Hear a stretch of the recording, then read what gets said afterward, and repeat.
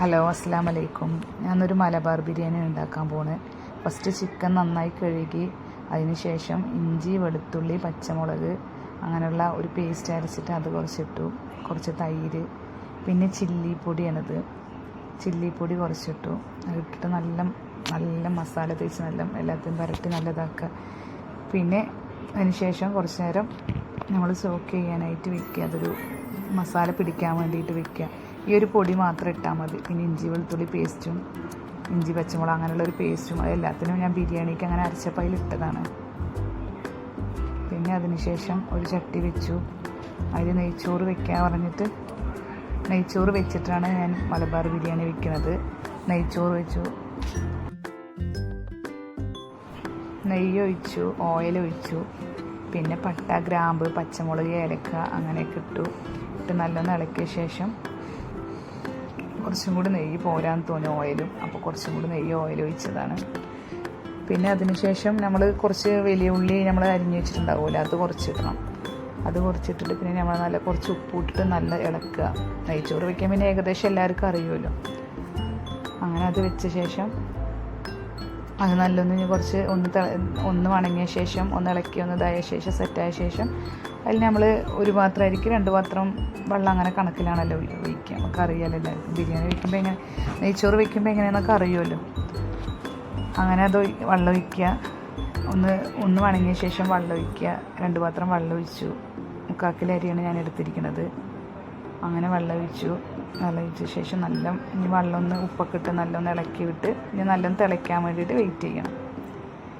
അത് തിളയ്ക്കുമ്പോഴേക്കും നമുക്ക് അവിടെ അപ്പുറത്ത് ചിക്കൻ പൊരിക്കുന്നുണ്ട്.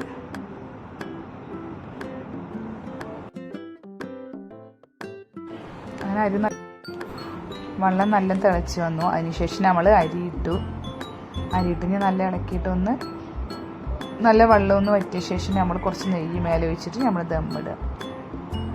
ഞങ്ങൾ ദമ്മിടുമ്പോൾ മേലൊരു ചട്ടി ഇത് വെച്ചിട്ടാണ് ദമ്മിടൽ കേട്ടോ. നമ്മൾ കേരളത്തിലേക്കാണ് അടുപ്പിൽ വെക്കണമെന്ന് പറഞ്ഞാൽ അതിൽ നമ്മൾ ഇതൊക്കെ ഇടും.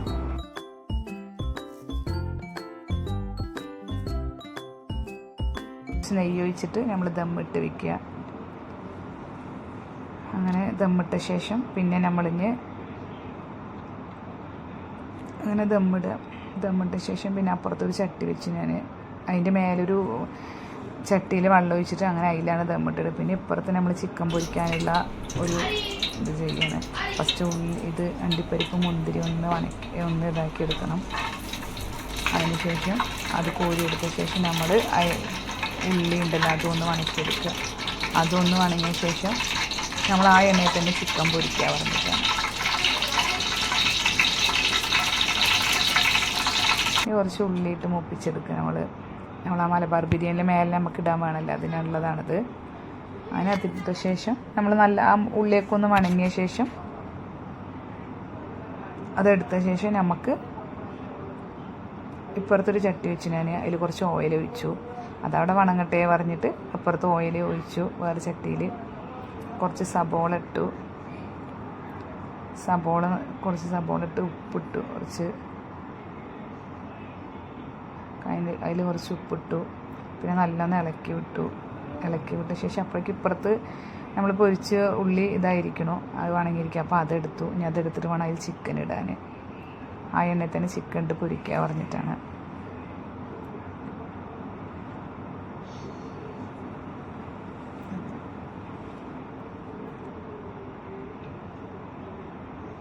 അങ്ങനെ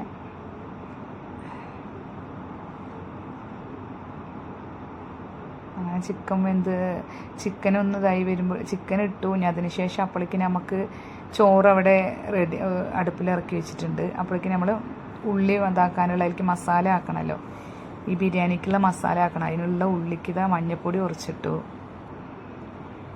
മഞ്ഞൾപ്പൊടി ഇട്ട് കുറച്ച് അതിന് ശേഷം നല്ലൊന്ന് ഇളക്കി വിട്ട ശേഷം നമ്മൾ തക്കാളി ഉണ്ട്, ഒരു 4 തക്കാളി എടുത്തിട്ട് നല്ല മിക്സിയിൽ അരച്ചിട്ടാണ് ഞങ്ങൾ അതിൽ തക്കാളി ഇട്ടു പറഞ്ഞാൽ അതിൽ കടിക്കുമ്പോൾ ഒരു ടേസ്റ്റ് ഉണ്ടാവില്ല. അപ്പോൾ അതിൽ പേസ്റ്റ് ആക്കിയിട്ട് ഇട്ടു. അപ്പോൾ കുട്ടികൾ കഴിക്കുകയും ചെയ്യില്ല, അതിനുള്ളതാണ് അങ്ങനെ ഇട്ടു. പിന്നെ ഇഞ്ചി, വെളുത്തുള്ളി, പച്ചമുളക് അങ്ങനെയുള്ളതൊക്കെ, മല്ലിയില, വലിയ ജീരകം അങ്ങനെയൊക്കെ അരച്ചിട്ട് അതിട്ട് നല്ല ഇളക്കി. പിന്നെ നല്ല ഇളക്കി നല്ല മസാലേൻ്റെ ഈ പച്ചപ്പൊക്കെ ഒന്ന് പോകണം, സ്മെല്ല്. അതൊക്കെ പോയിട്ട് കുറച്ച് തൈര് ഒഴിച്ചിട്ട് അതും ഒക്കെ ഒന്നിട്ടിട്ട് നല്ല ഇളക്കി മസാലയൊക്കെ.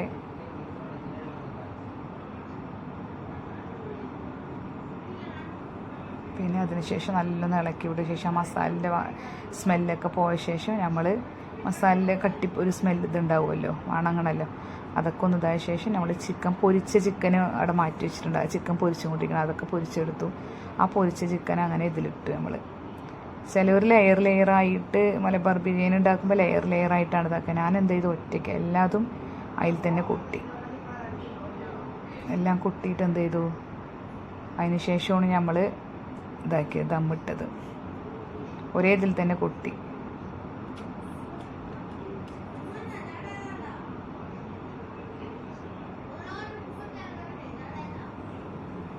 ഇനി കുറച്ച് മഞ്ഞൾപ്പൊടി വെള്ളത്തിൽ കലക്കിയിട്ട് കുറച്ച്, പിന്നെ അങ്ങനെ മല്ലിയില കുറച്ച് അതിൻ്റെ മേലിട്ടു. പിന്നെ ഈ ഉള്ളി, നമ്മൾ അണ്ടിപ്പരിപ്പ് മുന്തിരി ഇതൊക്കെ വണക്കി വെച്ചിടാറില്ല, അതും അങ്ങനെ അതിലിട്ട ശേഷം നമ്മൾ ദമ്മിടണം.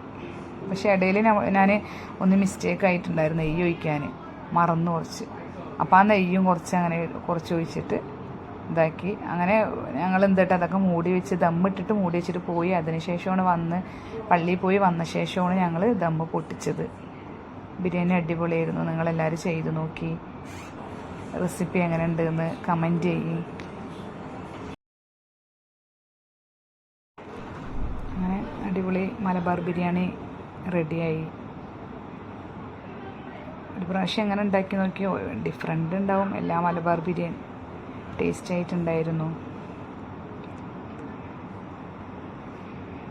லைக் பண்ணுங்க, சப்ஸ்கிரைப் பண்ணுங்க.